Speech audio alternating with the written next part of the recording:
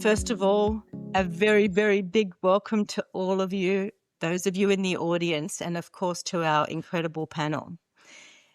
Can I actually just say it is an incredible privilege to actually sit amongst these women who are actually here with me today.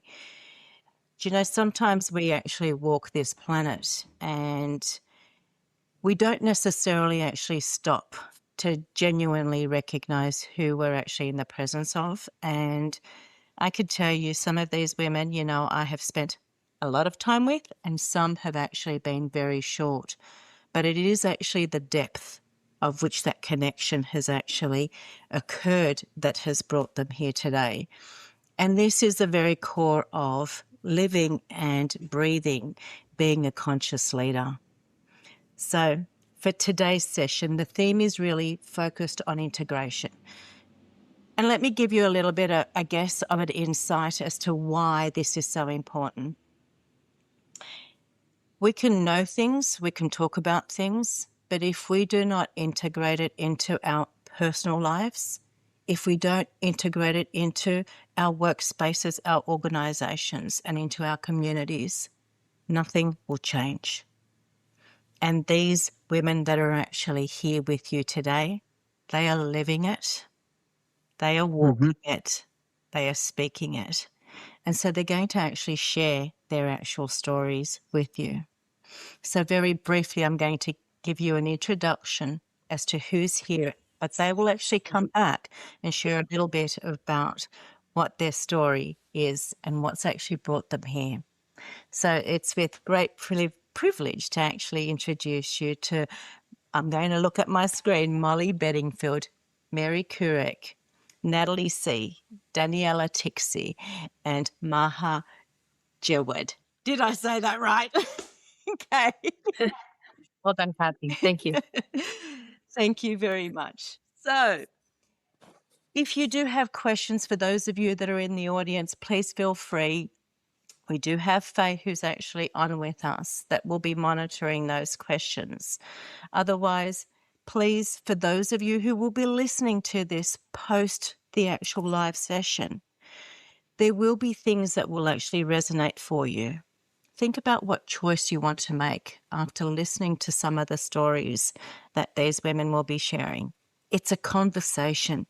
It's a conversation that's inviting you to actually consider and ask the questions of what else is possible. There is no actual one solution. It is genuinely about how we want to choose to actually integrate the things that we become aware of into life.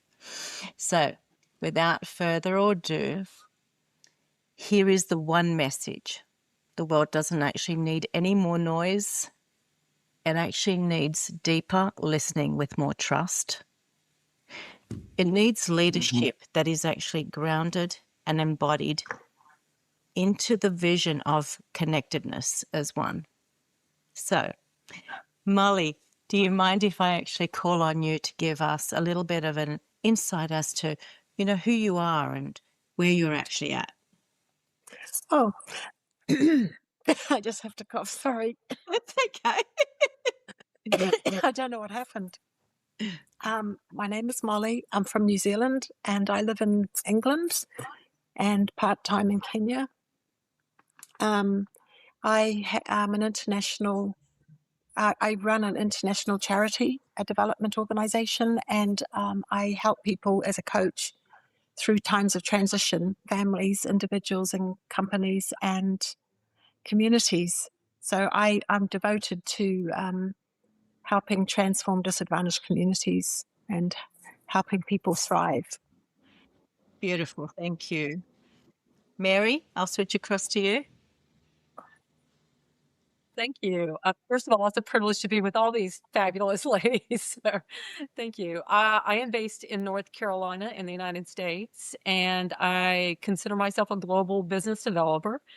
And what that means is I like to work on very large infrastructure types of projects around the world. And by business development, what I mean is being able to find the partners and maybe the parts and pieces that are missing in a project to help it come together.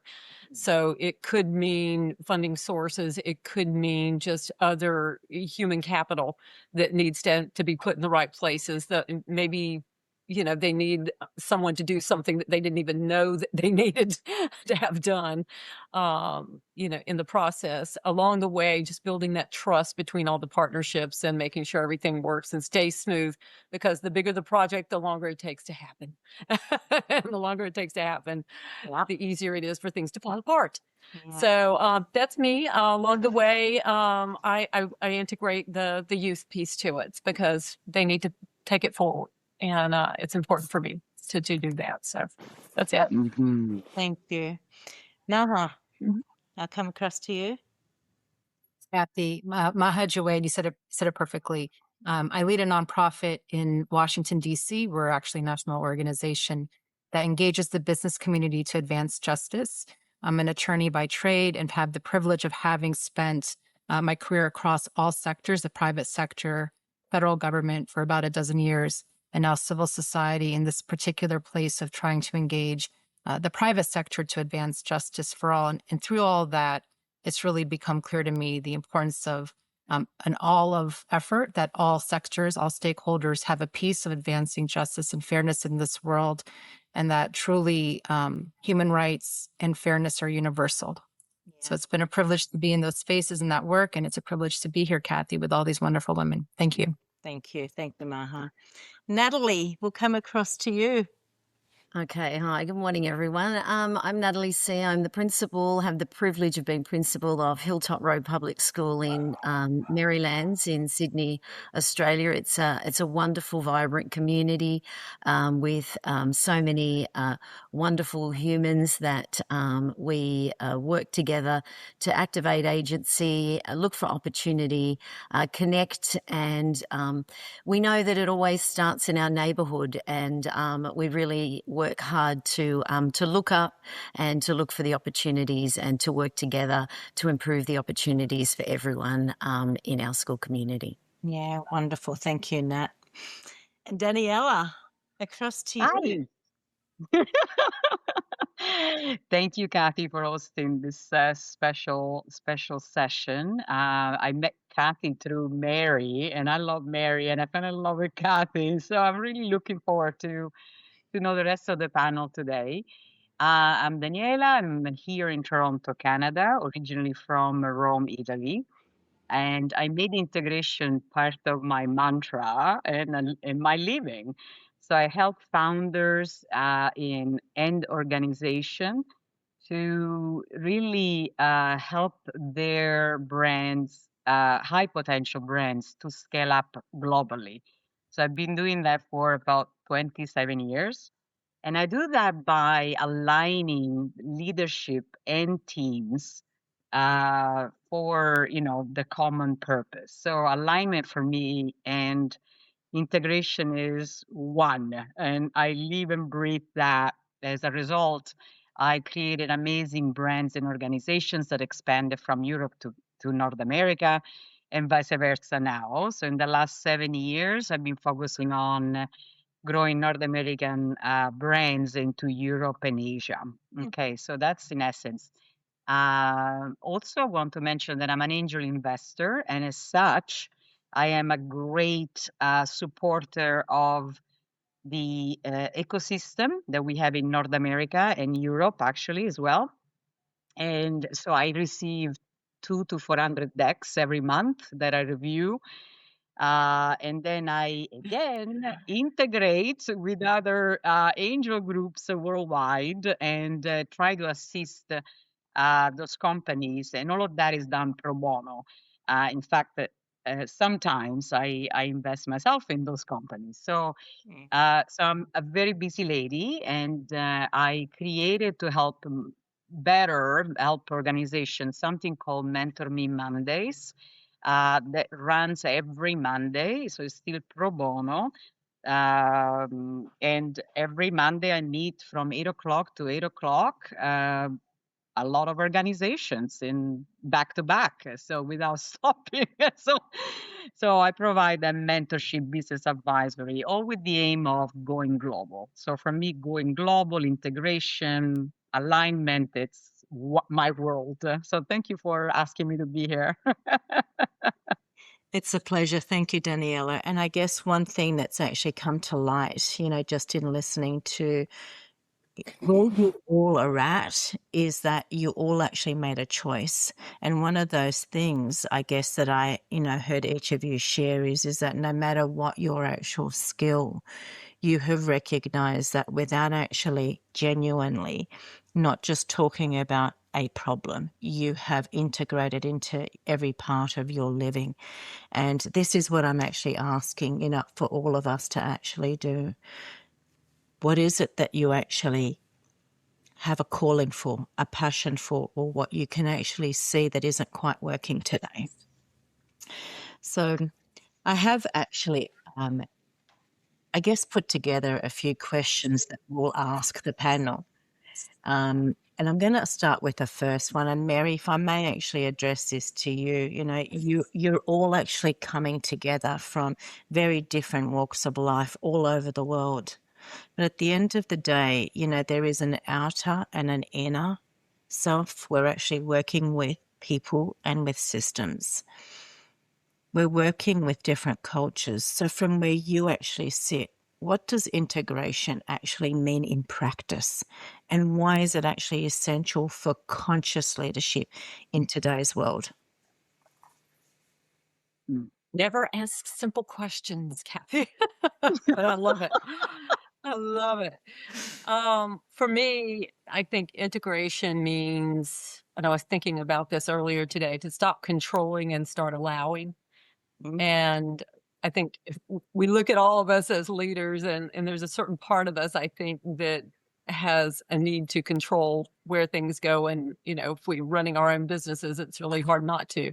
But I think because, and Cathy and I have talked about this recently, I had sort of an aha moment over the holidays, and I've become now more aware of who and what my true focus in my work has been. And the funny thing is, I've been doing it all along. I've just been having it separated out in a box sort of for a long time. So calling it sort of my impact bit.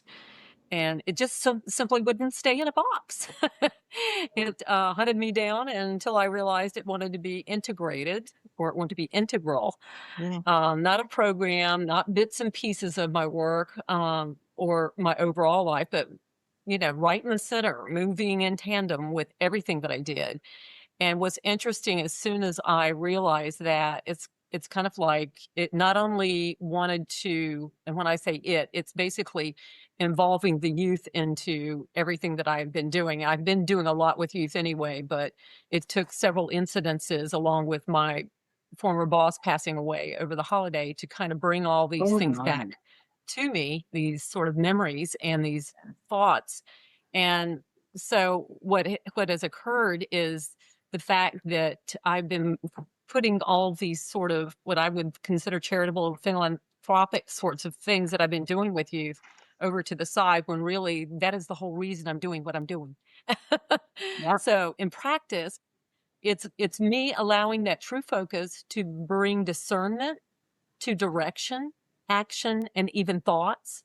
And it's not now just playing out in my work life, it's playing out in my personal life too, and in my church life. I've been put on the vestry, and the first thing the vestry asked of me is to think about the youth in the church and what would I think that needed to happen. I thought, who would have thought they would actually put me in that position? And now that's part of what they're wanting me to do in my personal life too. That's part of what I'm going to be bringing to my personal life and my spiritual life. So anyway, that's what's going on. It's in practice, and it's the inner and the outer to me. It's the systems out there. It's the work systems I have. It's the personal and then spiritual. That's beautiful. Do you know, in short, I actually call that flow, right? We're actually allowing it to flow through us. And I think that that's what you'll actually hear from each of the women that are actually speaking today. Natalie, I might actually jump across to you if that's okay. Sure. So in terms of my context and where I'm working, the integration, it's, in schools where we're surrounded by lots of systems and processes and continually, this is what's happening in the world and what's the impact with our students. And, the integration piece for me is around, it's quite simple and it's around the people, it's around the relationships, it's around, me really as a leader, modeling and demonstrating what I believe is important and really taking time just to listen to people and to really merge all of those things together and be responsive to the people that I serve and I work alongside. And we really try to lift up and elevate and provide opportunities for. It's so incredibly important. I like to refer to it a little bit as like, moving everything together in a kind of structured fluidity. People want to know around the structure and how it all merges together and what happens. And they want to know where those boundaries and where can I go, what can I do? But there needs to be that really strong fluidity to listen to people and be responsive and serve and make sure that others grow and activate the agency that's there. And so for me, it's around really living in that school community as a person who believes in others and wants the best for people. That's really how I see it really integrating together in our school community and in our local area. Thank you for sharing that, Nat. When I visited Natalie at her school, the one thing that was incredibly evident is that it wasn't just about the students.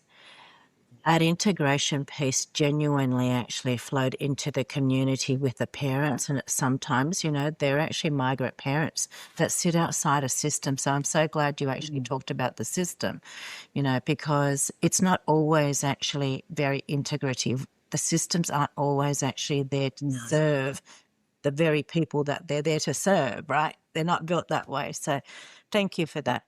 Maha, I might switch across to you because, where you sit is almost, enveloped with systems. Yeah, for sure. And I mean, I think actually your questions, I don't mean to only focus on work, because I also agree with this notion of flow. I feel that when you hit your stride in understanding more of your purpose, then things just emerge in ways that align. But I will go back to work for just a moment, because when I think about integration and how that manifests and appears in my life, it's so obvious in my day-to-day work life, because again, in the space of advancing justice, the idea that you need a multi-stakeholder approach to help individuals who have personal needs that are either, can be protected in the law or potentially restricted by the law. And then you have private sector come in. It seems a little bit of a mismatch to folks at times. But it truly is a place where having the business community advance and speak up in support of the rights of all, even when it doesn't have to do with their bottom line, is increasingly normalized and accepted and wanted by the stakeholders that we work with. And I think that's because increasingly, we talk about globalization and the ways in which we're all connected. And sometimes that's a bad word, sometimes it's a good word. But the truth is we are. I mean, right now, I'm remarking on where we're all coming from. I'm also grateful I'm in DC. It's only 3:50 p.m. I think for many of you, it's super early in the morning. So I'm grateful to you all for being on this part of the call. But the idea that we could all be sitting in our different places in different parts of the world and have this conversation is evidence of the fact that we really can work across physical borders, but also mental ones. And so, again, for me, talking to business leaders who are committed to wanting to either abolish the death penalty or advance workforce opportunities for people who have criminal records, some of it is rooted in their values, some of it's rooted in business imperatives. But the bottom line is these are conversations that are received well and are in fact multiply because we have a lot of interest and a lot of business leaders demonstrating that connection. Yeah. it is so important. I think it's easy for people to say, but it doesn't have anything to do with me. And I think, I've even actually had, one of my children say to you, "Mum, but why do you care? It actually has nothing to do with you." Right? Out of all people, tell me that, why do you care? Right? That's a common vibe across all of our children. Really? And I said to him, "Do you know, Oh, so cute. here's the reality. If I don't care, what do your grandchildren's grandchildren then actually have to look forward to in respect to change?" See, it's that quiet voice. But if we don't have these conversations, nothing will change. We can't live life with one lens. Yeah. It's one lens out of many, right? Yeah. So, yeah, thank you. Thank you very much for that, Maha. All right. How about we go across to you, Molly? Okay. Yeah, I love flow. And I think I really work, I listen to flow. I find that I have to, go quiet into my inner self sometimes. And other times it's just wherever I am, all sorts of things open up and happen. And when I've got joy and happiness, I suddenly meet all these other people who are attracted to it. And then suddenly you've got this flow happening from the inside and the outside, etc.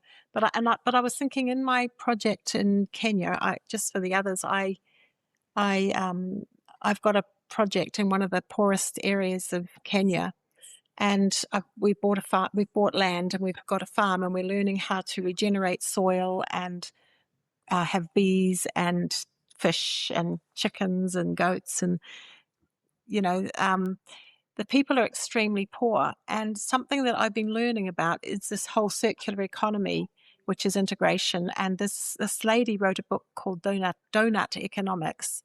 So you know how we have the circular thing. What she said is the circular economy isn't just caring about your stakeholders and your business and your profits, but you actually need to expand it to go, what are all the stakeholders? And in a world that I'm living in, all the stakeholders include the environment, includes water, it includes the land. So what's the point of having organic food, which we grow, if you're not actually regenerating the soil at the same time? So you've got organic, no chemicals, but the soil doesn't have the nutrients to give the plants nutrients.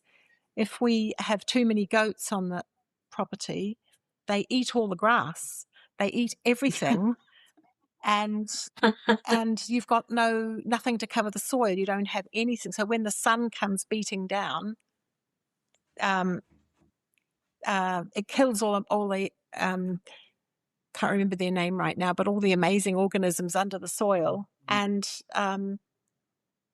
we have to think about all of it. And people have cut down the trees. There was a forest, they cut down the trees, and then you've got desert. It desertifies, and then the runoff of when it does rain runs off and just goes off the topsoil, and then you have floods below. So to turn that round and bring transformation, it requires thinking on all those different systems, everything. Nothing works on its own. So the people, because they're hungry, there's no rain, there's no water, so they accept dirty water that the cows and goats drink out of, that's been collected. So they have to have energy to boil the water so that they don't get sick. So they cut down the trees so they can make the fires. So that whole thing, and so the shift has to come from where. And as we know, if you want to work in transformation areas, if you just try to change behavior, it doesn't work. You have to go, it doesn't last, but you have to go up the different levels of change, and you have to go up to identity, higher purpose, values, and up to your higher purpose. And so it's the same with every part of trying to transform that community. And it's very interesting. Where do you start? How do you do it? And I found, for me, a lot of the work I've done on my inner self, it relates to everything that has to do with them. And as I live it and love them and share my life, and it's how do I emulate it? How do I make them excited so they're going to do it too? And that's not an easy thing in where we are, to get them to want to do what we do. So you can't make Yeah. a horse drink, but you can make their water salty, so they say. So so they want to Yeah. drink more water. So with over there, they're desperate. But how do you get them to adopt your model of looking after the land? And so what we've had to do is build this farm, model how we do it, and get them to work alongside us. So as we live day to day, we're living the values of donut economics. We care about you.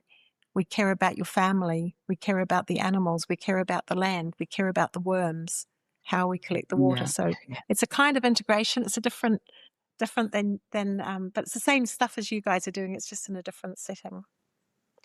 You know, at the end of the day, it's actually bringing others on that journey with you. And, you know, we can't actually rise.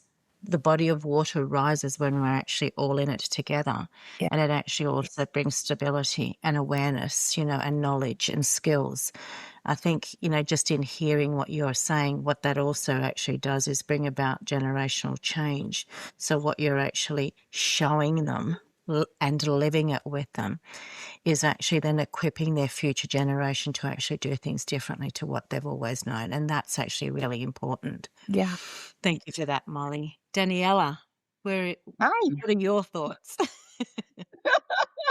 I'm taking a lot of notes. These ladies are incredible. I don't think 2 hours is going to be enough to Oh, yes, to learn enough. Yes. So these are my thoughts. I was blessed and maybe cursed with a very, very high level of consciousness about the world. So I am not exaggerating when I say that I literally wake up in the morning and I have the sense of what's going on in the world, politically, military, economically, all at once. Okay.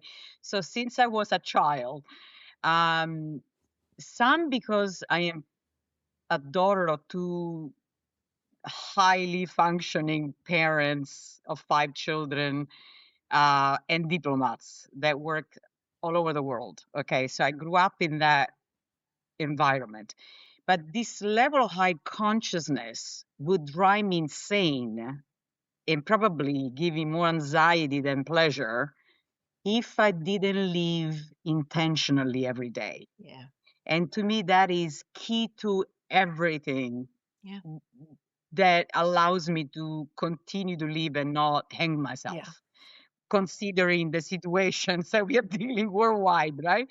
So I wake up every morning and like Mary, I was raised Christian, and so I'm very, I don't know if Mary is Christian, but I believe in God, and He's my star, right? So I call Him the captain. So when things are bad, I look up the captain, right? I look up the sky, and I wake up in the morning and I say, "Oh my God, all this is happening, right? All of this is happening, and what can I do?"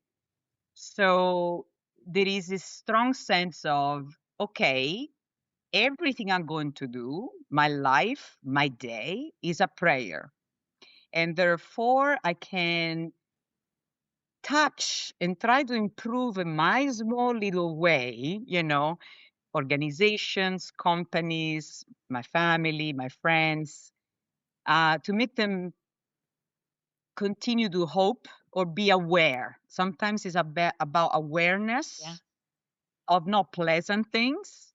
And sometimes is about, but yet we know all of this is happening, but there is a solution. In business, I am 99% engaged to work on strategy, right? So my clients hire me to help them grow. And what I don't tell them, but this is my way of my secret weapon, let's say, no? Yeah. That I sell strategy, but I really focus on humanity. I do everything for humanity. Everything. If it doesn't serve the human, I don't care. You can have the best innovation, best invention, best breakthrough, best drugs, best procedure, best school, best whatever. But if it doesn't serve humanity in some way, in terms of wellness spiritually, wellness physically, wellness mentally, it doesn't matter. So I focus on humanity to help companies grow and align teams to that objective, right? I focus on humanity without saying it. And why? Because if I say it, I am put on a cross, no pun intended, because we prefer transactional to relational. And we don't get paid for relational, we get paid for transactional. And so to be an angel, I have to make a living and I still have to work, right? And so I understand how the world works. So sometimes I find frustration because I can't be saying that I'm doing this with certain values and core values that I will not let go.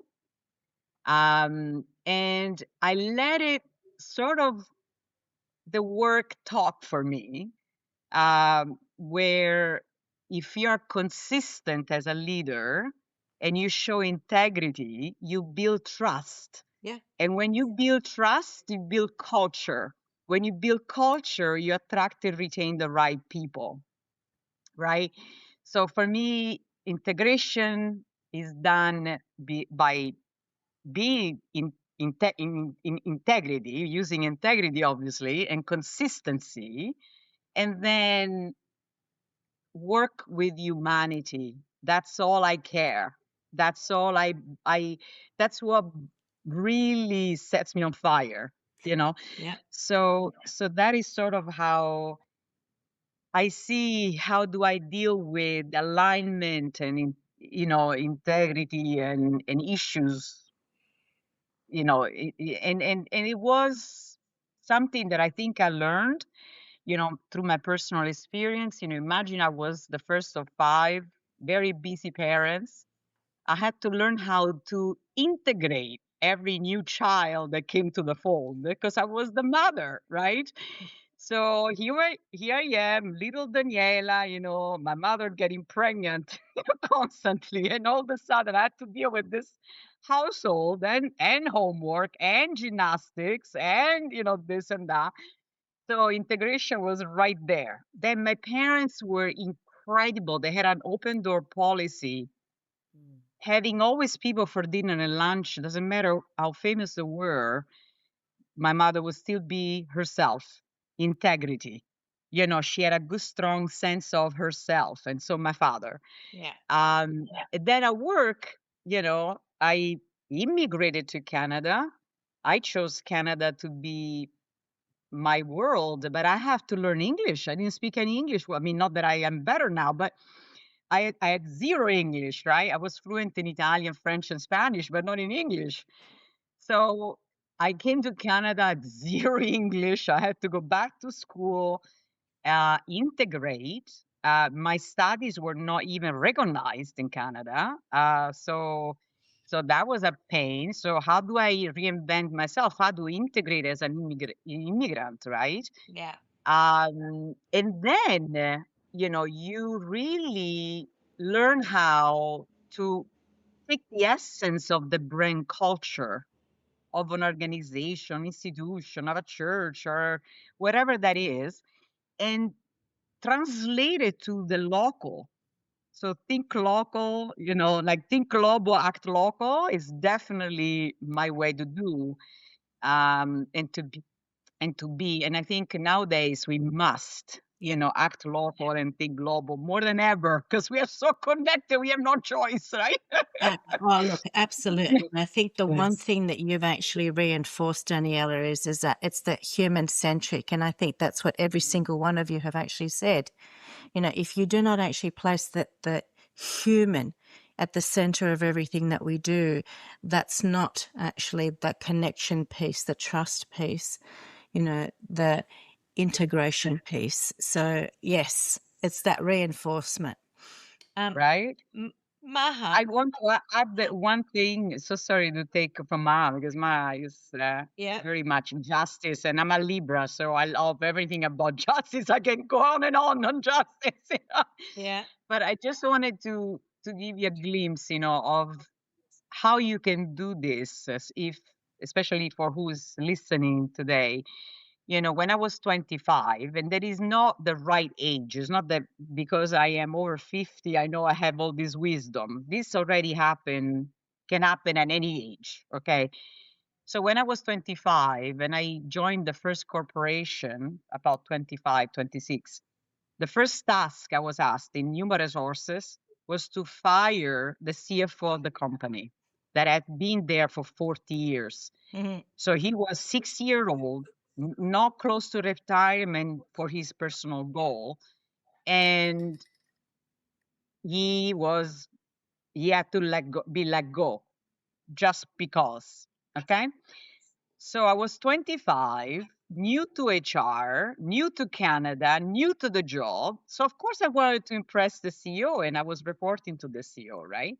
So the guy, a bit cowardly, gave me that task. He didn't do it himself. I did it. And I remember calling my father and say, "Oh my God, in my heart, I know this is wrong. Yeah. What do I do?" Right? Here I am. I have to get it done. I don't have a choice. And you can fight, but it's a corporation, right? It's a corporation that wants this. So, of course, I have to learn the law of the land to be able to do it properly. But I always kept this humanity as center. And I called my dad and I said, "Dad, how am I going to do this?" And he said to me, "Do it as you would want it to have it done it to you, because it will happen to you one day." And so that insight gave me so much understanding of what parameters I have to use. And to this day, the guy is like almost 90. We go for coffee together. Nice. We are like very close. So he's my masterpiece. He's the person I am most proud, even though I feel like terrible that I had to do it. Right. But thank God he had a life after that. But this is sort of an explanation, an application to Yeah. what could sound conceptual, but actually you have to do a work. That's how you change, right? Humanity. That's how you make the world a better place, I say. It's the difficult Oh, conversation. sorry, Maha. It's the difficult conversations. And I think, Mary, you started off with, Cathy, you don't actually start with, the simplest of questions. Here's the reality. If we don't have these conversations, then we're not actually giving others the opportunity to see that it's actually okay and it's normal and we can have it and there's no conflict and we can have differences of opinions, right?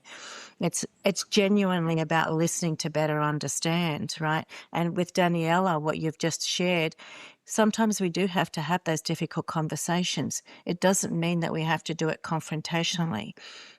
If we do it with love and with kindness, it actually then is received differently. And I think that's what you are actually sharing, Daniela. And you mentioned wisdom. So I'm now going to go across to Maha because the next question actually is around that. So, it's actually about the collective wisdom that actually, is sitting here amongst us. And, we've all actually spoken through different sessions and through today about awareness, about responsibility and about systems. But as we actually look ahead, what actually wisdom do we believe or do you believe is actually needed to be reclaimed, remembered, recentered, so that we as individuals and as a collective are able to lead through the complexity of the world that we're actually facing?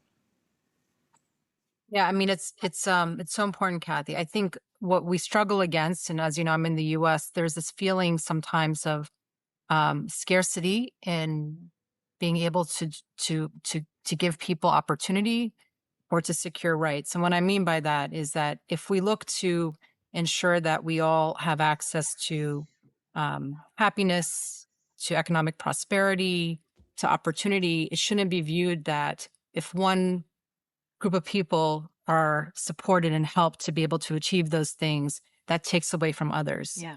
And increasingly, I feel like there's this sense that there's only so much in this world that we could each own and share.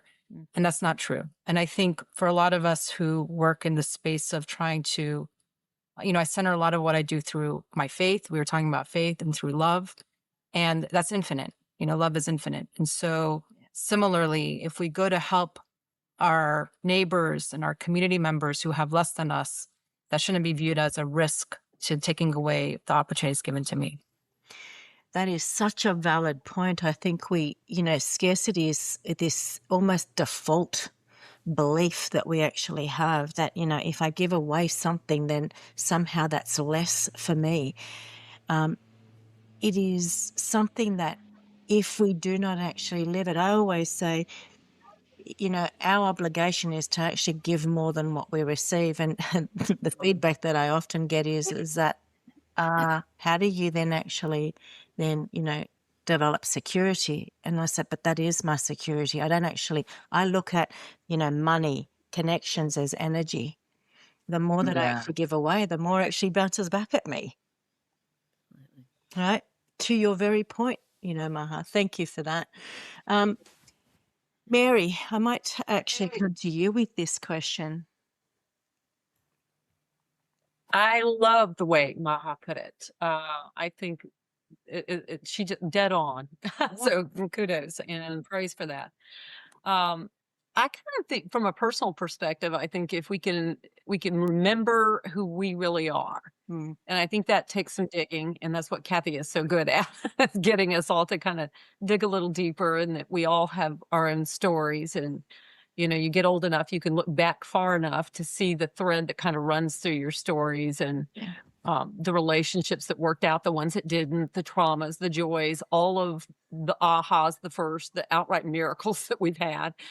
All of that kind of, there's a baseline there, and it's may not be the same story as the person next to you, but it's similar enough because we're all human beings. We all have some of the same stuff that we're carrying around with us. And so if we can kind of go back to, on a personal level, who we really are, figure out who we really are, and connect with our inner selves, and understanding that's what everybody else is trying to do, help them do it if we can, and understand that we're all in this together. No one's getting out of this alive, And if we don't start figuring out how we can work together, we're at a loss.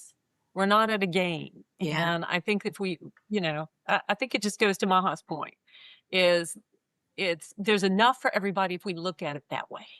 And if we share when we know that there's a neighbor in trouble, we share when there's family members that we know we need to share with.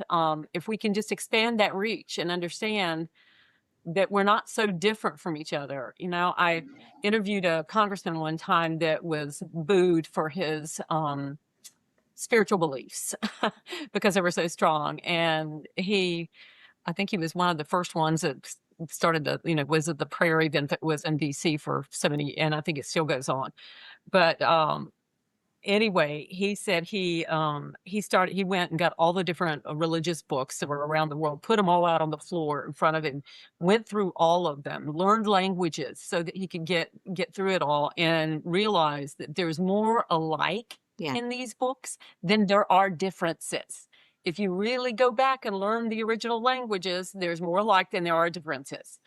And if you can get to that place where you can understand that's where we are as humanity, and kind of go from that standpoint, if we can have that wisdom, it's good. And you learn it. The funny thing is, from a global perspective, and a lot of us, I guess all of us actually are working globally, but you start to learn little bits and pieces when you start to work with people from around the globe, and then you learn, first it becomes tolerance, and then patience, and then it becomes, oh, this is just the way it is. And they have to do the same thing with me because I have those little quirks and things, as well. Yeah. But you start to realize that, that's just the way it is around the world. Everybody's different to a certain degree. And you just, you learn that that's how you get along with it. Yeah. I don't know. I think that's just a little piece of wisdom that we all have got to kind of grab hold of. Thank you, Mary. Mm. The acceptance is where you landed, and I think that actually takes inner work, but it also actually takes the ability to pause and listen long enough so that you actually hear what's being shared, perhaps actually between the words. Thank you. Daniela, what's your one aspect of that particular point that you can share in respect to that collective wisdom that we actually all bring together?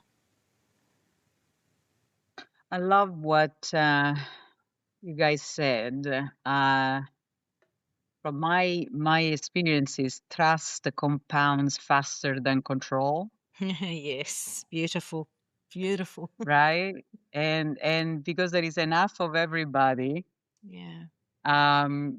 if we can just work on trust, we will have a longer legacy. Control, if you study history from the beginning of times, control never lasts long, right? Through different empires and such. So, but trust is the binding glue. Trust is what brings alignment, right? Yeah. Trust is what makes us human and human centric, where we create people, systems first. Again, does it serve humanity, right? Mind, spirit, and body. That's all I care. Yeah. Very powerful. Very powerful. It's hard for people to trust Daniela. I think that that's actually one of the biggest things, and if I actually look at what you have shared, like Molly actually shared, it's a very different culture, trusting the process, what Molly's sharing.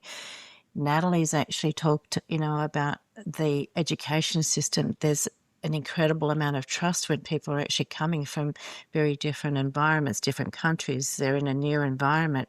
She's bringing them in, and she's actually encouraging them to trust, but likewise, she's trusting them. What Maha's actually asking, of us all is, one situation doesn't automatically actually make somebody, in a particular way. We've got to trust that we can actually all collectively, come together as a community to actually rebuild. You've all sharing the same thing. So that's beautiful, Daniela. Thank you. Natalie, can I come to you with this one? And then I'll come across. Absolutely. I think it's around the ability to, it's so simple, but to listen. To really listen to people, to stop, to hear people. What are they saying? What are they not saying? What are they inferring? What are they hoping for? It's incredible. It's really important to just stop and to listen, because if you're really listening to people, you can really synthesize and make value judgments about where things need to go and what needs to happen. And I think you've got to give time for people and provide those enabling conditions for people to to build that trust and to want to have a voice and want to have the opportunity to share their view, and for us to really listen to what they're saying. In the context of our school, people will say, oh, there's people are so connected, and there's because you're providing opportunities for them to have a voice and to be listened to and to enact what they're hoping for, and where you can steer things and set opportunities up for people, and to also really show yourself to them around the great things, the things that make you sad, the things that upset you, all those different things. I think it's the real you've really got to be authentic and real in your work, in your interactions with people, because people feel that energy, and and that's where that trust comes from. And without that trust and that really strong frame, nothing can accelerate, nothing can move in the direction that it needs to, and it has to, to organically flow. And you really must just, I think, listen. Yeah. To hear. Thank you. Yeah, it's often, I think, to your point, and it happens in the education system, it happens everywhere, but that listening piece isn't to actually respond. It's simply to actually be. Yeah. Yeah, beautiful. Thank you, Natalie. Molly. Yeah. What's your Yeah, my one is about flow. I know that several of you have talked about having faith, and we're talking about ancient wisdom, and some of the ancient leaders talked about they walked in what they believed. They listened to the universe or to God. For me, it's God. They listened. There's this thing that said Jesus only when he did miracles. It says he only did what he saw the Father doing, which means he was listening intuitively to what was supposed to happen, what was happening now that he could sense that other people might not. People go running around, I'm going to pray for this, or I'm going to do that, or I'm going to, but instead in peace and calm, listening to our inner wisdom, our inner knowing, we can see miracles sometimes by listening, but listening to that inner voice or inner self awareness of what another person might need. But I just want to tell a little story I'm known as, whenever I'm in Kenya, even in drought, it rains when I'm there. And I've had a bit of fun. There was a spiritual guy, Buddhist guy, and he was someone who divines water and all this stuff. He's a hydrologist. And I said to him one day, I said, well, we've got these people coming and it's drought and and it's, the people here need rain. They're desperate. It's a drought. Yet we've got to pray for rain. We know how to see rain come. So, but if we've got guests coming, and when they come to help us, the volunteers, there is no shelter. We haven't built a shelter yet. We've just got a piece of land. So what are we going to do if rain comes and we've got no work to do? So we were in this dilemma. And then as I have done other times, because you could see clouds, I just went, let it rain, let it rain. And within 2 minutes, the rain season started. And so, I've pondered about that, because how did I know? That just didn't come out of nothing. It wasn't me being powerful. It was somehow I was intuitively feeling what was going to happen with the weather, could feel the atmosphere, something. So that wasn't just a random thing. It was just like, and then it was like, okay, after so many days, the guests are coming now. Stop raining so much.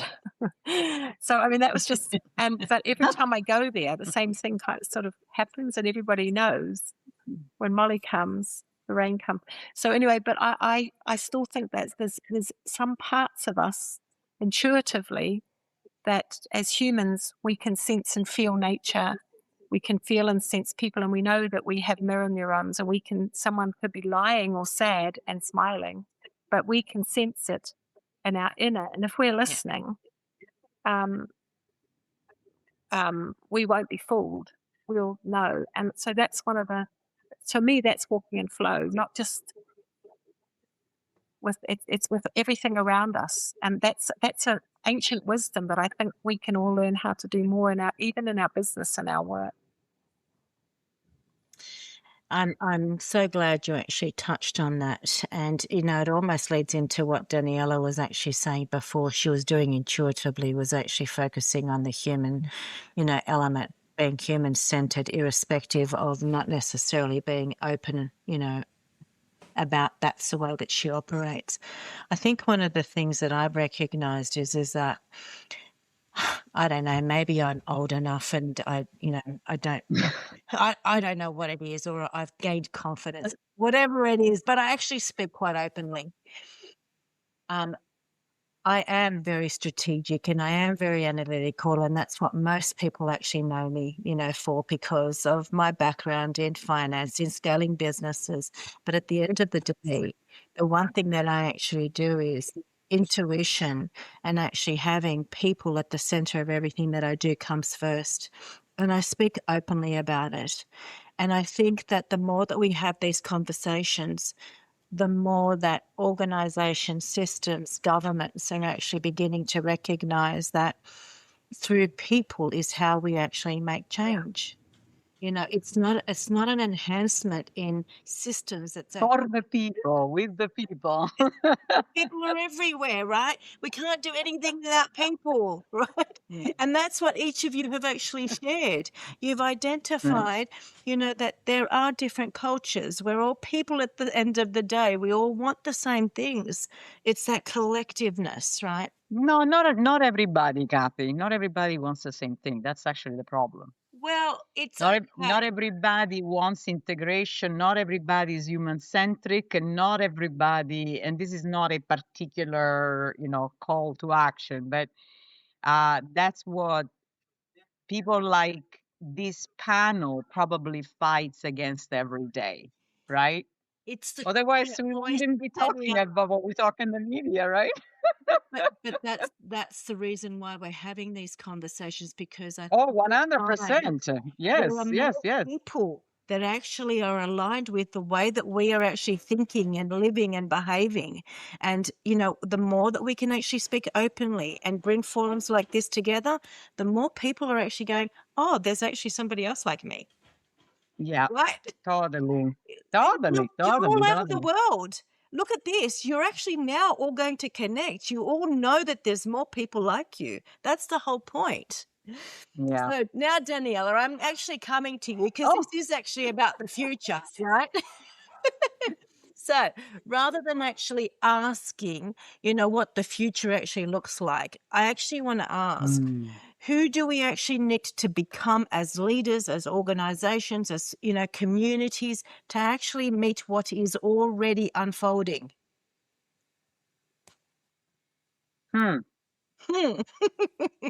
That's a good one. What do we need to become? Yep. Hmm. Huh. I think we need to become better listener and more curious versus judgmental or stuck in our thought process. I think we need to embrace intuition. Often intuition is a bit of a label that is the opposite of intelligence. Actually, intuition is part of being intelligent, right? Yes. So in big organization, I was told that, oh, Daniela, don't use your intuition. Show us the data, right? And I'm like, but I don't know how to explain it. I know this is going to happen. Or if we do this policy, you're going to negatively affect the population that you want to engage, right? But how do I prove that in the future? You have to use again these human-centric measures, and if you are gifted or cursed with that intuition, I think you have to apply that and build trust. So first you have to build trust, stay consistent, and be a very good listener. Stay curious, stay curious. I see hundreds of companies every month, and I never say to them, oh, I know this. I say, wow, why did you do this? Why are you working on this drug? Why are you working on this innovation, right? And I learn, they come to me to learn, and I learn through them. And I'm exhausted by the end of the day. I didn't make a penny out of that. But still I bounce in the house. I tell my husband, can't believe how much we have to look forward to, right? So these are curious startups I think, that are trying to resolve a problem and they are grinding it, so they're trying to build trust with investors, with the market. They are creating something that doesn't exist, right? So I look up to them. They look up to me, but I look up to them. They are courageous pioneer in their own field, in their own vertical. yeah, So I take a lot of inspiration from that. And you need to have intuition. Intuition and science, it's an art, right? Leadership is an art. Conscious leadership is a level above that, right? So, yeah, so conscious leadership is not being better people, but be leader in a very complex world, right? It's not just being good, right? It doesn't mean anything, right? You need to navigate a complex world. So that's what I think will be, we need to work together. There is no question. We need to stay open, maintaining our beliefs. We need to realize what technology is doing and how it's impacting our everyday, from our kids all the way to seniors. There is pro and cons. I remember when internet was invented. My generation, of course, is part of. We used to do everything manual to now everything is AI, right? Um, and there are terrible things that are happening since technology. If I tell you what I saw that's coming, you will be probably falling off your chair right now. Because if it's manipulated wrongly, we are really not in a good place right now. So when I have to assess if to help or invest in a company or even help them grow, which I take very seriously because it's my living as well, I say to myself, how is this going to serve humanity? That's all. yeah. How is this going to serve humanity? I don't care the exit is tenfold. Or, how is this going to help humanity? That's all I care. So So, if you can, you know, come down to that level of consciousness and resolve and have an answer for it, mm, then you need to support it. you started off with something that I think I had this very conversation yesterday, curiosity. I don't think that we Yes. stop being the student. We can actually be the teacher, but at the same time, we are a student as well. And that's actually really important. That's what curiosity is about, no matter where we are. Natalie, I might actually come across to you with this one, if that's okay. Thank you, Daniela.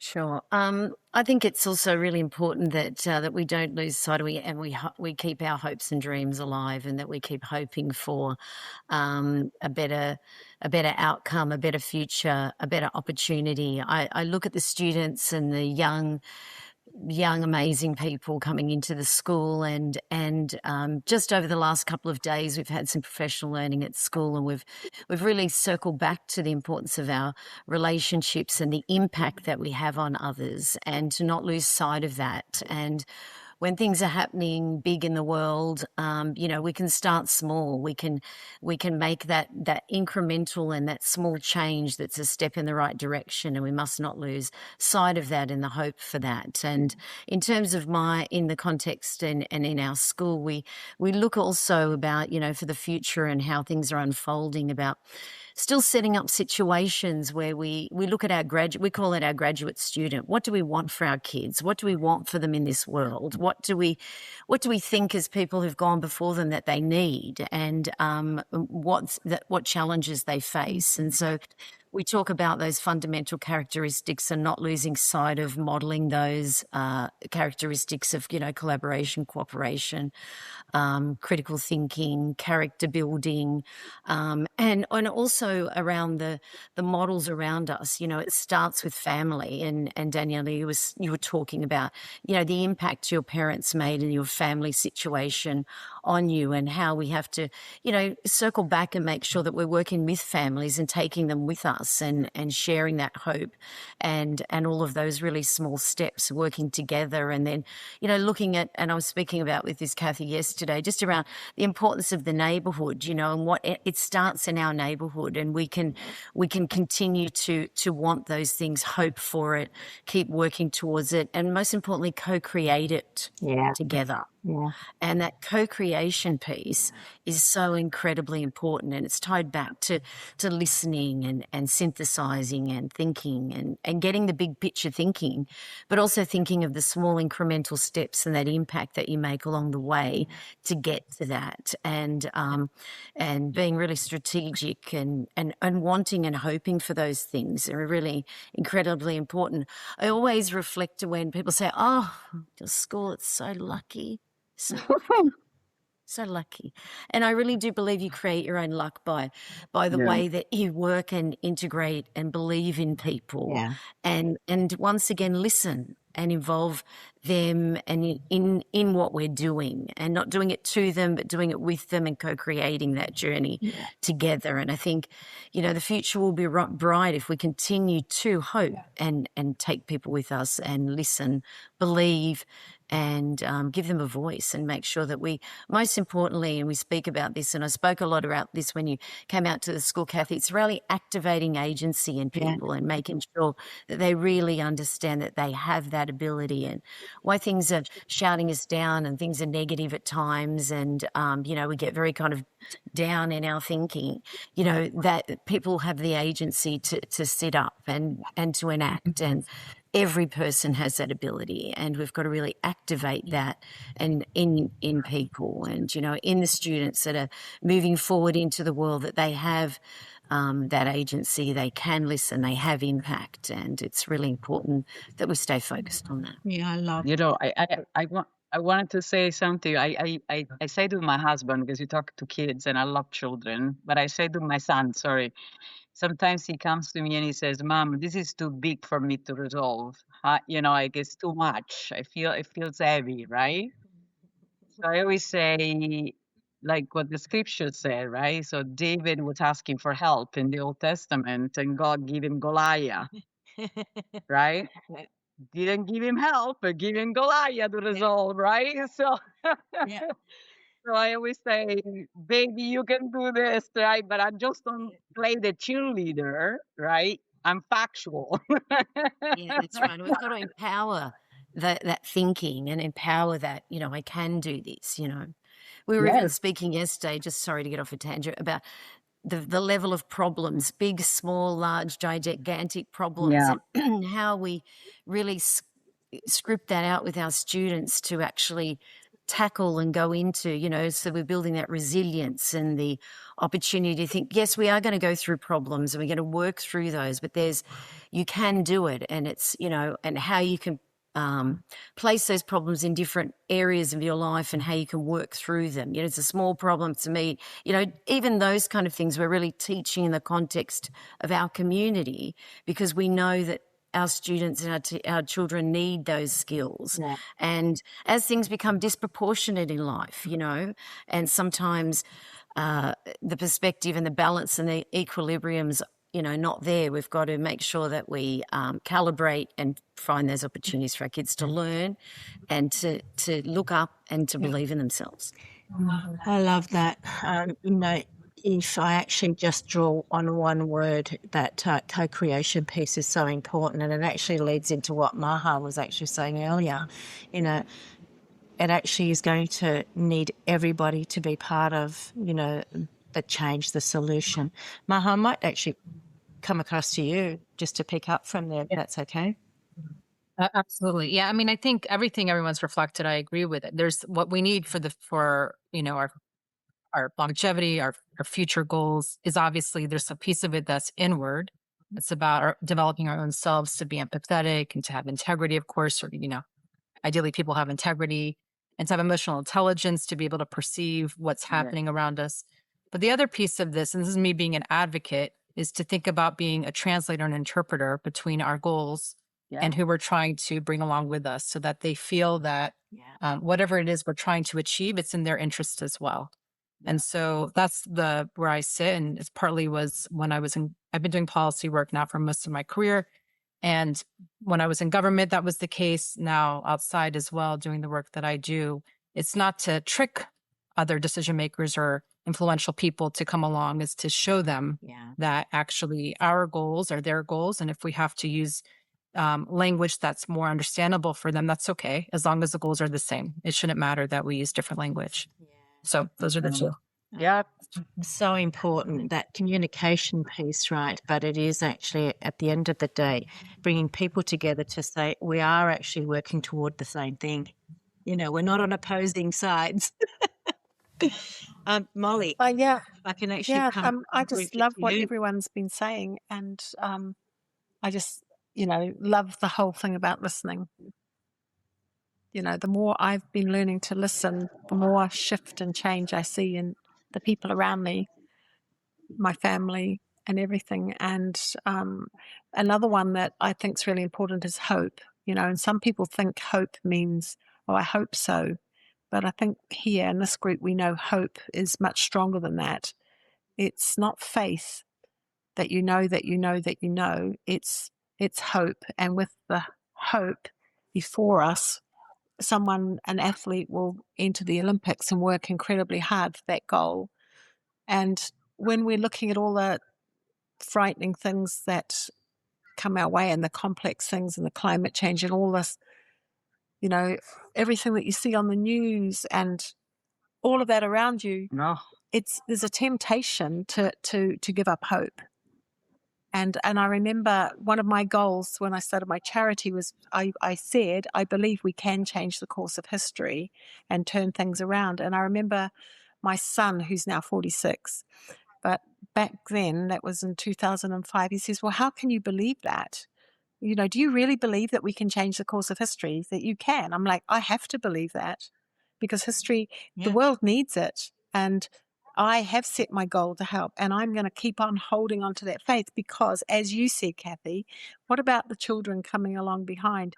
And, in the 70s, we were told, the Christians were told Jesus was coming back any day and everything was going to fall apart. We were told but the scientists told us that there'd be no water by the year 2000.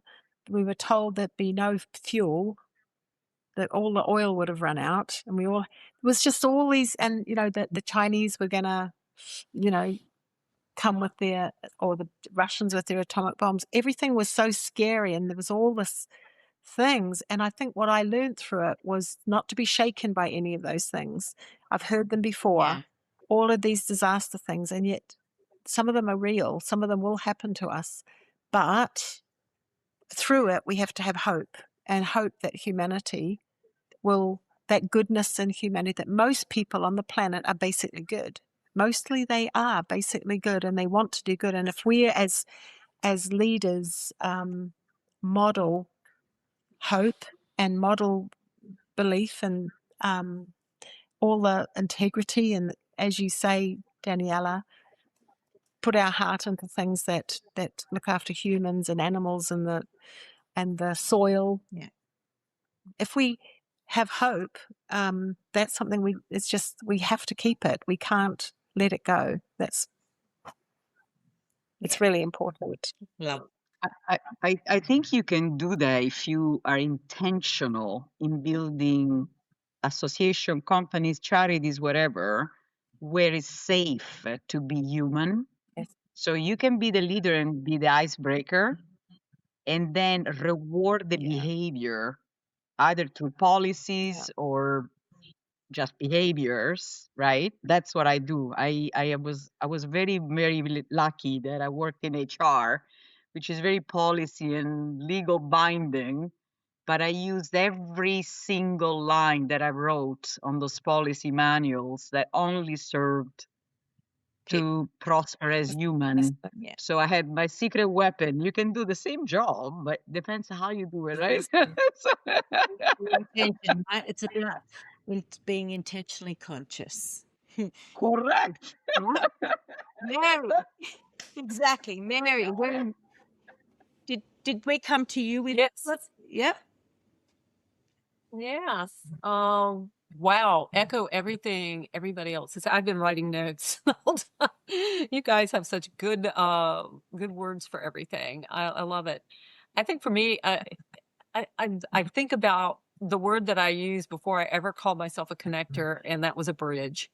Becoming bridges, I think. In the sense that if we could be more intuitive, open to creativity, the relationship piece, I think we've already kind of covered. Somebody had mentioned that. So more relationship oriented. So as leaders, I think if we could find a way to open the door to trust Yeah. and help those that we serve to be seen as trustworthy as well, then I think we're doing a really good job as a leader.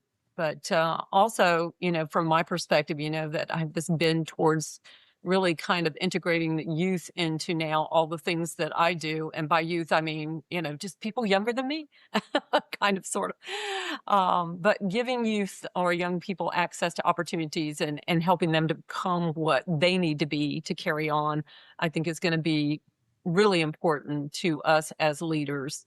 Is just to kind of those that need to carry that baton forward and make it work for that generation.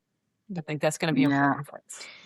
Do you know, I think not very long ago, I was having a discussion where somebody actually said, this younger generation is actually all entitled. And I said, it's interesting because it's not my experience. And maybe it's the interpretation of what entitled means, right? But I also actually had somebody share a story with me, and they were actually speaking on stage. And I said, the one thing that I've recognized of, the younger generation is that they actually want to know that they are part of something bigger. It's not just about a tick the box. They genuinely want to contribute to solving something. Absolutely. Yeah, he was actually saying to me for the first time, he actually had somebody, a young person, after he spoke, ask him a question. And I think it was actually on one of my podcasts that I did. He said, I was really surprised because he said to me that the young person said, what are 3 top companies that actually, you would say are genuinely actually living that, I'm going to say ethical, aspect within the business? And he said it was interesting because I'd never been asked that before. But each of you are actually coming with integrity. You've got to actually follow what your beliefs are. That's what you're modeling, right? And so when we show up and we do that, then that for me is actually the collective wisdom in actually being able to move the world forward together, to actually genuinely change 7 generations ahead of us. And we do that today, by the choices, our words, our actions. They all actually are aligned. There is no, misconception. There is no justification to do it differently. We do it because that's who we are.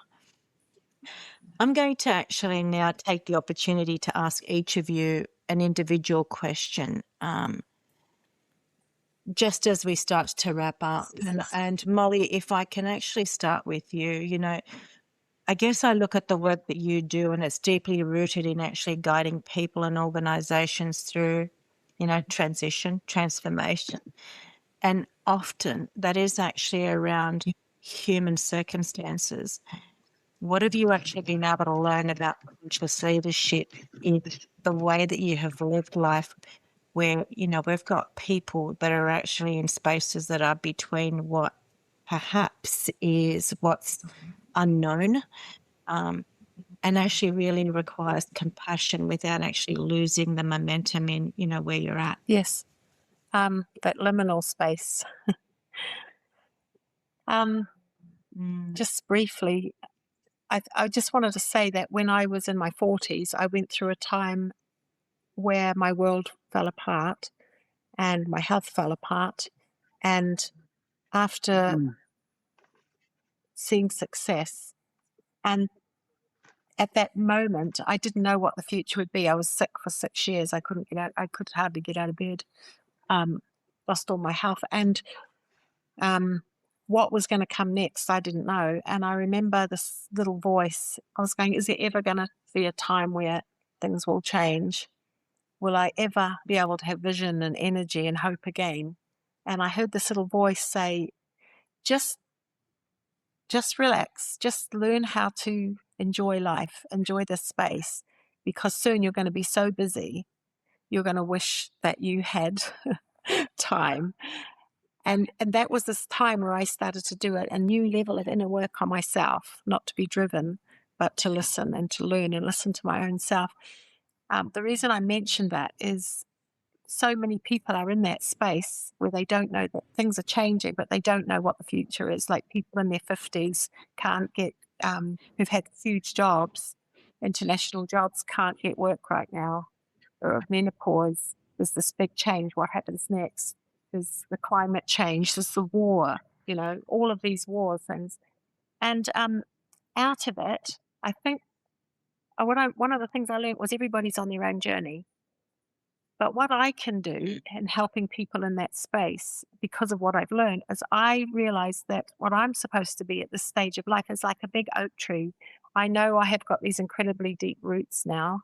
I know who I am, and I've got branches, and I've got resilience. Whether the wind blows or what comes against me, I'm strong. I can bend with the wind. I can create shade for people. People can sit in my branches as they work out what to do with their journey. And I just, for me, it's like my children, I can't tell them what to do anymore. They don't ask me, but they consider my branches. And as I can be there as a solid, secure, resilient model of love and compassion and understanding and listening, as Natalie says, listening and being fully present for them as they work out their solution and stuff. So I just wanted to leave that is somehow I think that's what some of our role is to be as we get older, is to be that tree and for people to be able to see us, that we have those deep roots and resilience. Yeah, beautiful. Thank you. That's beautiful. In one of the earlier sessions, somebody actually shared, a similar story. So I guess what you're doing is echoing, what a lot of us are actually perhaps feeling, but also actually understanding as part of the journey forward.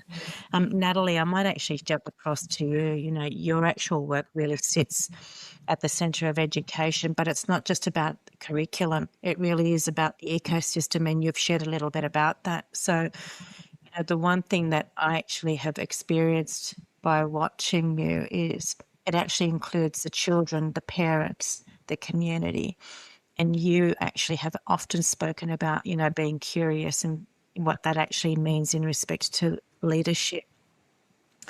From your perspective, what does conscious leadership actually mean in education? What does that look like today? And how can we actually create a learning environment that genuinely actually develops agency, resilience, and a sense of contribution, particularly for young people, rather than, I'm going to say, compliance in the system? That's right. And it's that push down model is really trying to push that compliance down. And it's about fighting the good fight and making sure that we keep it front and center of the work we do and valuing it. And not just me valuing it, but the teachers valuing it, the students valuing it, the families valuing it, and the greater community valuing it. And it's about having those conversations and talking about it. Because if we don't, we can't, like people will often say, strategically, if we're doing anything, we think about what is it going to, what are we going to do for our students? What are we going to do for our staff? And what are we going to do for the community? Because we all have to go forward at the same point. Because if we don't, we'll go racing ahead and people say, oh, the parents aren't with us. Yeah. Or the community don't understand. Well, they don't understand or they're not with us because we haven't provided the enabling conditions for them to step forward with us. or to challenge us or to ask us, what about this? Or what about that? Or have you considered this? And growing that collective.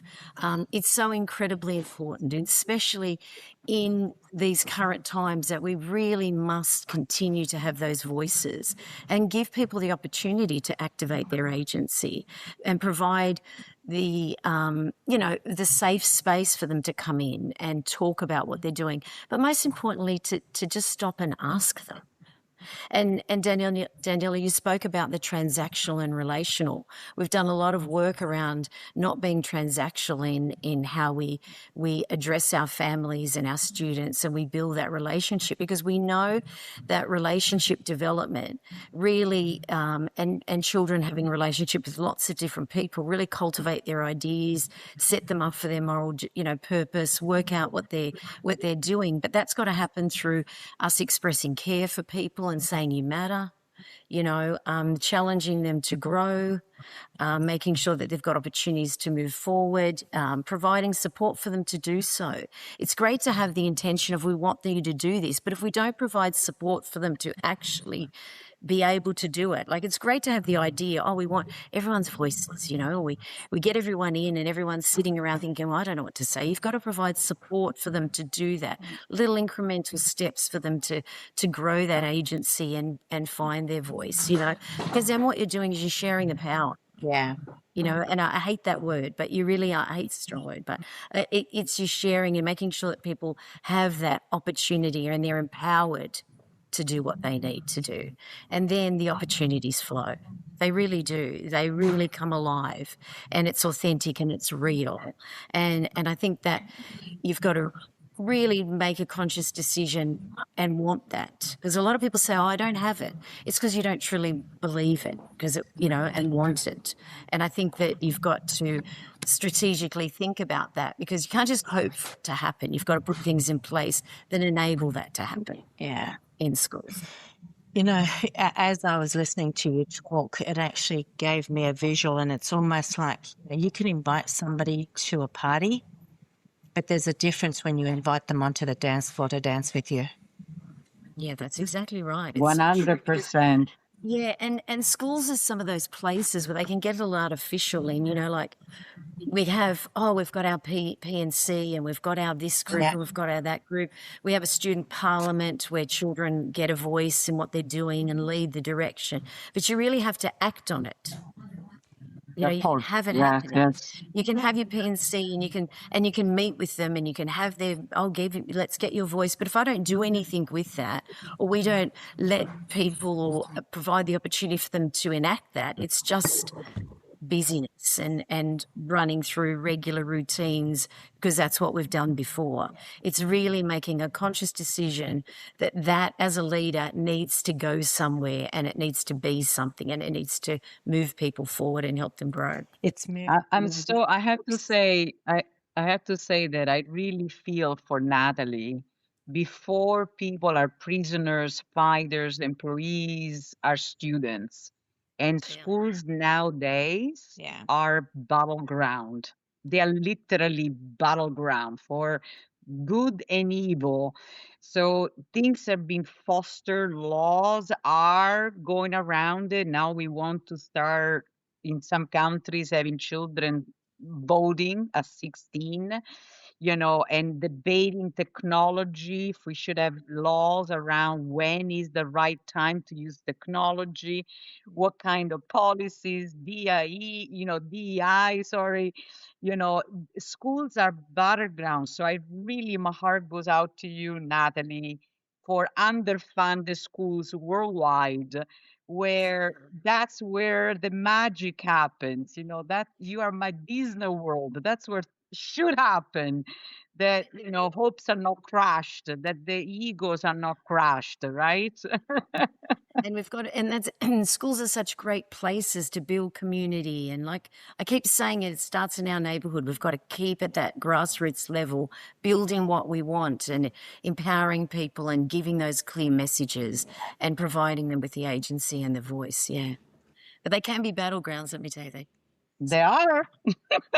Well, the thing is, Natalie, is that you don't actually make them a battleground. You actually make them No. inclusive. And that was what really Absolutely. actually enveloped me, that from the second that I walked into the grounds and I heard the parents and I heard the students, I watched it all unfold. So, my hat goes off to you. Thank you. Daniela, I'm going to ask you this, question. Your actual work really does focus around culture and the talent, and the purpose. Well, the purpose usually during around organizational transformation. So from your experience, what is it that we actually need, or how do leaders consciously integrate values and performance so that the culture isn't actually something that's just spoken about, but it is genuinely part of the change and it's lived? This is a very, very important point for me because I fight on a daily basis when I talk to startups. So, like Natalie, I have the schools of the companies, Yeah. when they are young, right? They might not be young in age, but they're young in their culture formation. And they raise millions of dollars with zero knowledge on basic HR skills. And this is not to bring water to my meal, but they really don't know how to hire. They don't know how to build a team. They're raising millions of dollars. They're genius in their space, Yeah. but they don't know why they should even bother to build a culture. We are there, go, go, go, go. This is transactional. You are an engineer background. I need an engineer. Let's go. And everything will work out somehow, right? So I always start with raising the consciousness of the founder, which sometimes it's a bad thing because if they are not aligned with your values and vice versa, they might see this responsibility as a hidden obstacle to their growth, Yeah. while actually it's the exact opposite. I'm saying let's paint the picture and let's understand what are we here for, Yeah. so that we can do better recruitment, better engagement, better retention, right? So this is something I deal with every day. You need to start from the highest level so that there is a higher impact. And when you design policies, speeches, performance reviews, anything has to be intentional, what I said before, to the better and greater good of the individual and the collective. Yeah. To me, that is key to everything. Everything. I am not well until you're well. Period. To me, that's actually, it's funny because I'm a total capitalist, right? So I love generating the revenue. I love this. But I'm a social capitalist. To me, generating revenue without the social impact, it means nothing. Nothing. I'm not going to take my gold in the afterlife, that I was told, at least. Do you know, You know, I think you and I, when we, have had discussions, that is exactly the same, vision. If you are actually growing a business, and I've done this before, and it was one of my greatest awakenings, I can make you $1 billion. I can take you to $1 billion and be a unicorn. please. But to what purpose, right? So I've made a really hard decision. I will not work with any organization unless there's actually a social impact, and it's not about ticking a box or putting up a vision statement. If you are not living it, I'm not the right person for you. It's as simple as that. Oh, yeah. I had that too. They pay me to do vision, mission, and principles. Yeah. And they were not walking the talk. And I go, guys, no chance in hell, Yeah. not when I'm here, Exactly. So I'm used to be walked all over, but doesn't matter. Sometimes I even lose clients because of this on principles, right? And it hurts like hell to walk away on principle, right? From No, it doesn't. It doesn't hurt, no, it Daniela. does. It actually gives me joy. It gives me joy. No, at first, and then you look at the bills and you look at the angel work I want to do. I'm like, damn it, Don't worry about that. What did we say before? Right? Oh, thank you for that, Maha. I'm actually going to switch Okay. across to you. Your work genuinely actually really sits at the intersection of justice, policy, and the private sector on a global scale. So from your perspective, how does actually conscious leadership really show up in the justice system? And what is it that actually is going to take to move that from, I'm going to say, reform as intention to justice as a lived experience for people? It's a great question, Cathy. I mean, I think truly there's a movement at the global level, and it's reflected also in the United States about centering the justice system with people. So, the term is people-centered justice is not such a stretch.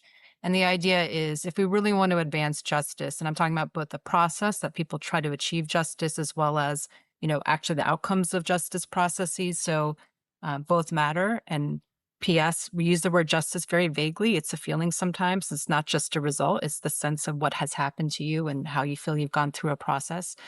But all to say, the idea is that if you are designing the ways in which the justice system should operate, you should put people at the center of it rather than lawyers, I'm one, legal processes, Latin, complexity that makes it unable for individuals to understand how to resolve their problems. And partly that's reflected in really important studies that show that most people don't know that their problems may have a legal solution. So they ignore it and it builds up. And then over time, they are faced with real outcomes and that are just horrible, like maybe losing their home or their children or something that is just, when we reflect on it, we can see that there's, a snowball rolling down the hill, it's coming down.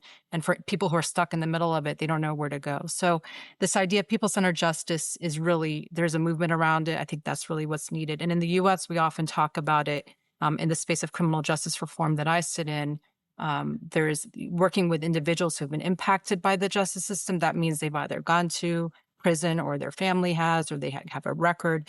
And the phrase is nothing about us without us, again, centering the experience of individuals who have been touched by failed policies and systems and marginalization and poverty.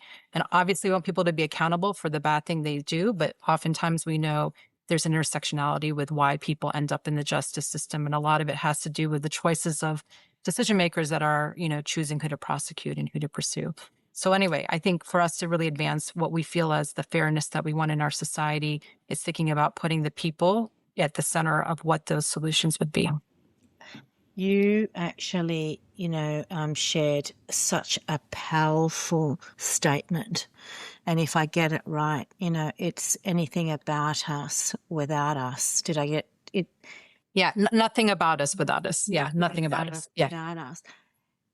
It's so simple, and yet it makes such a big difference. But we have created systems the total opposite of that. Right. It's not just about the law, it's in everything, and if we could actually remember that, it feeds into what Daniela was saying, like people at the center of everything. It's what all of us have actually been saying. So I love that. Thank you, Maha. Thank you. Oh, Thanks. Mary, can I come across to you for this next one? I guess part of your career really actually, spans across diplomacy, entrepreneurship, large-scale global, collaborations. Having actually worked across different cultures and systems for decades, what have you actually learnt about building trust and coherence, across differences, and also how we can actually integrate impact, partnership, and most importantly, purpose at scale without losing, I'm going to say, the human part in that actual centerpiece. Well, you could get right up to a TEDx. You don't even need to be coached on that. Really well done.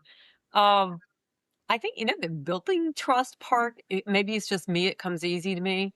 Um, it's just being genuine, helpful, caring, patient, just being who you really are at your core and not trying to pretend. Um, I think once you're connected, staying connected is important. And then when you look at integrating the impact piece, then you need to make a decision on how you're going to do that. And then look for those opportunities that connect with the people, whether you find them on LinkedIn or however you find them, that are working in the spaces that relate to the impact that you've decided that you want to make. So for me, I like big. So I like large scale infrastructure projects that impact whole nations. Yeah. They require a lot of partners and a lot of trust because, they're time consuming and takes many months, sometimes even years. So some of those projects won't make it for a multitude of reasons, but the relationships will survive because of the trust that's been built. And because of that, other projects can surface, and they do. So I'd say if you can keep the relationships at the heart of the goal that you're going for, then the impact is already there.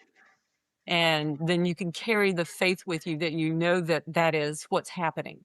And that's what I've tried to do with the projects that I work with, is just knowing that, whatever projects I'm working on, the people that I'm relating with to get those done, I know I'm going to know them for a long time. I know that it's not just going to be this project. We're going to go through other projects, or we're going to end up knowing each other in a personal way that's going to cause me to know when their great kids are getting born, when I'm getting Christmas cards from them, and we're going to become close for a long time. And that will mature in lots of other ways that I probably am not even going to know right now. So I just trust and I have faith in those things. So Yeah. it's just the way it is. Thank you, Mary. I think, what each of you have, actually covered in many ways is that relationship, the co-creation, the trust, people in different versions. Yeah. I want to thank you, ladies, for your time, and obviously for those of you who have actually stayed on live as well. None of these conversations were actually about coming to any one conclusion. It was really actually about having an open conversation, and again, for each of us to actually remember that we are, at most of the time, a student as well as a teacher. That's being curious and being open to listen to the differences. For those of you, who have actually listened today live, and for those of you who will actually be hearing this, there's one question that I do actually want for each of you to actually take away, and that is, as you step back into your everyday life or work, what is the conscious choice that you're actually willing to make and to do it consistently that will actually shape the future, so that whatever it is that's being inherited is actually about shaping a better tomorrow? Because that's what every single, conversation today was genuinely about. Ladies, from the bottom of my heart, thank you for your wisdom. Thank you for your time. It has been a pleasure. And if there's anything that you want to just wrap up with, please share it, because we will actually come to a close. Just good to know that we are not alone. I'm not alone. So thank you, Cathy, for gathering superpowers. Thank you, Cathy. Small giants, right? Yeah. Thank you. Thank you.